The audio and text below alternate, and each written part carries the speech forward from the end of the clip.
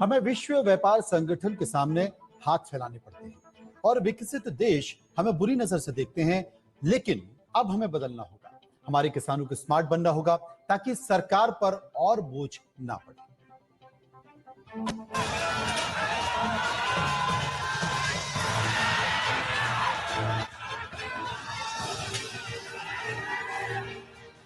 भारत एक कृषि प्रधान देश है।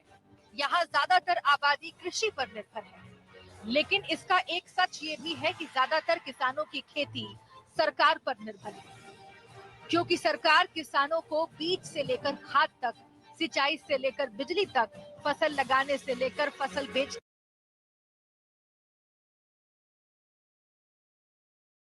तक सब्सिडी देती है। मतलब पहले हम पैदा करने के लिए सब्सिडी दे रहे हैं, फिर उसका व्यापार करने के लिए सब्सिडी दे रहे हैं। लेकिन अब वक्त निर्भरता से निकलकर आत्मनिर्भरता का है और इसी को ध्यान में रखते हुए सरकार ने 2022 तक किसानों की आय दोगुनी करने का वादा किया है। देश के किसानों की आय दो गुना करने का लक्ष्य लेकर के आगे बढ़ना है। किसानों को साथ लेकर के आगे बढ़ना है। सरकार की पुरानी नीतियों में बदल करके आगे चलना है। जहां जहां कठिनाई है उन दूर कर करके आगे बढ़ना है। जहां जहां पर रुकावटें हैं उसको खत्म करके आगे बढ़ना है। और अब जो सरकार कृषि कानून लाई है, उसको लेकर सरकार की दलील है कि ये किसानों की आय दोगुनी करने के लिए है। लेकिन किसान मानने के लिए तैयार नहीं है। उन्हें उस सब्सिडी के खत्म हो जाने की चिंता सता रही है, जबकि सब्सिडी के चलते सरकार पर एक बड़ा बोझ पड़ता था, जिसका असर सिर्फ देश के अंदर ही नहीं, देश के बाहर भी होता है। हमें सब्सिडी के कारण विश्व व्यापार संगठन के सामने झुकना पड़ता है। हमें उन्हें बताना पड़ता है कि हमारे यहाँ गरीबी है। हमें सब्सिडाइज फूड यानी छूट पर भोजन देना पड़ता है। भारत में किसानों को एमएसपी या जो सब्सिडी दी जाती है, WTO उसकी गिनती सब्सिडी में करता है और उसे बैड या बुरी सब्सिडी बताता है। बैड इसलिए क्योंकि उसके अनुसार इससे बाजार प्रभावित होता है। WTO ने सब्सिडी को ग्रीन बॉक्स, ब्लू बॉक्स और एम्बर बॉक्स सब्सिडी में बांटा है। ब्लू और ग्रीन बॉक्स सब्सिडी ऐसी सब्सिडी है जिनसे विश्व व्यापार पर असर नहीं पड़ता या फिर बहुत कम असर पड़ता है।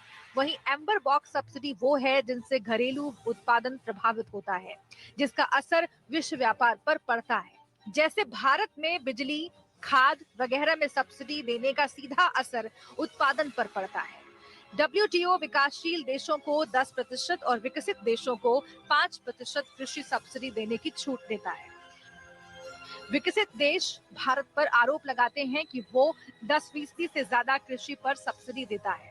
हालांकि भारत 2014 से ही कह रहा है कि उसके यहाँ दी जाने वाली सब्सिडी विकसित देशों से भी कम है और अब विकसित देश भारत पर ये आरोप ना लगाए और भारत को विश्व व्यापार संगठन के सामने ना झुकना पड़े, इसके लिए सरकार खाद्य सुरक्षा नीति भी लेकर आई है।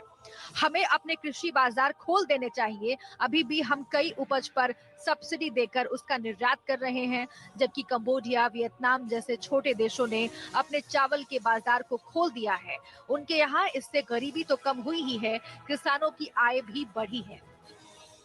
ऐसे में भारत के किसानों को भी अपना दायरा बढ़ाना होगा ताकि किसानों की आय दोगुनी हो सके। Bureau report, India news.